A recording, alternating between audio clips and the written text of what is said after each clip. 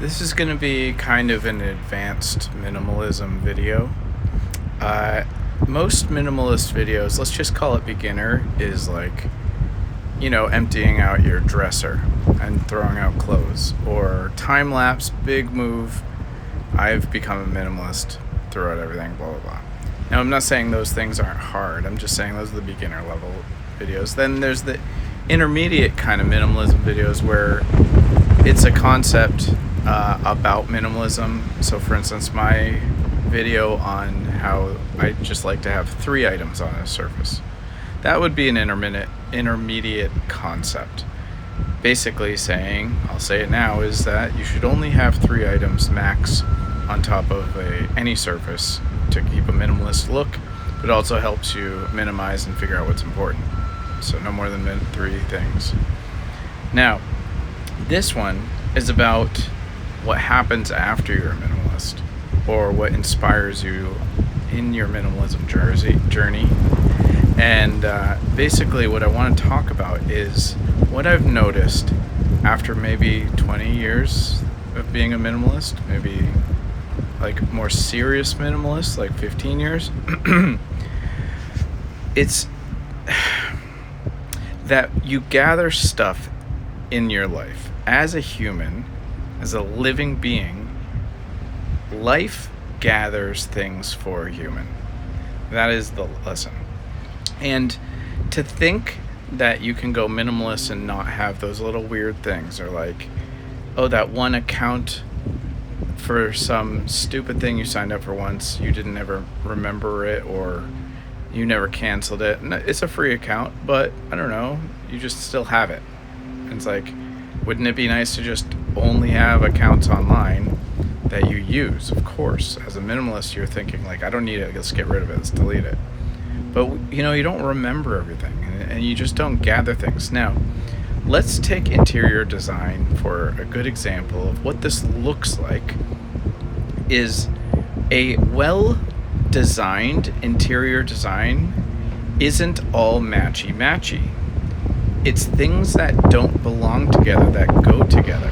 It's that knick-knack from your trip to Maine, like let's say is a seashell, and then you have a little wooden duck you got in an antique store, and then you have let's just say you went to London and you got a little statue of like a London Tower or whatever, and those are all sitting on your mantle or on shelves next to your books. And one book's about minimalism, but another book is Ernest Hemingway book. Those two, it's like, yeah, your taste is maybe similar, but like a minimalism book and then 5 other minimalism books is what we all try to think that's how we can live our life. That everything's got to be the same and fit and be clean and look sterile almost in a way. But honestly, the best life that you want to live is one that the best world you want to live in is a world that showcases and represents your life. Now, if you look around and you're bored, you probably threw out too much or you're not living enough, okay? Are you traveling? Are you getting these little things? And as a minimalist, you're like, I don't want to pick up anything. Fair enough. I mean, it could be photos. It can be a digital picture frame. There's a lot of ways to showcase your life to make it worth it.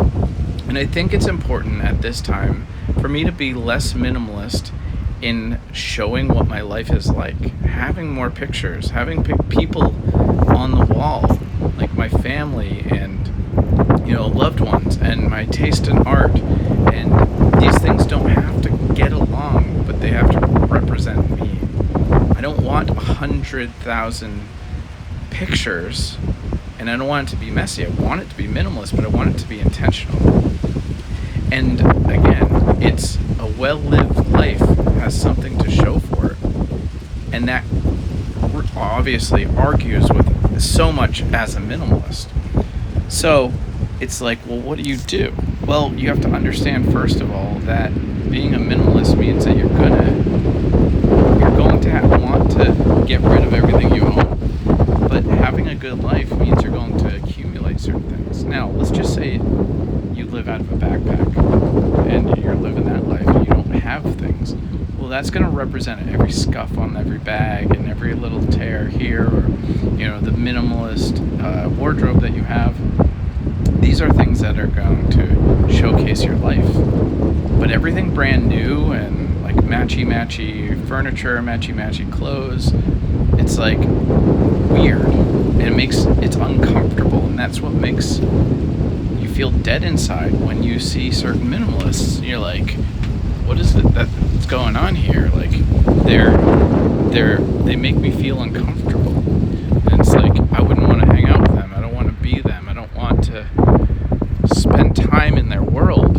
And that's sad, because minimalists tend to want to inspire people to live a better life, one that's not based around, sorry if the wind is crazy, but not based around things. So, well, either way, I see my microphone clipping because of the wind. It just really picked up. My hand is getting freezing. So if you are catching this, I'd love to hear what your thoughts are on of the inevitable fight of living a good life and a minimalist life, and representing that life around you. So, see you guys.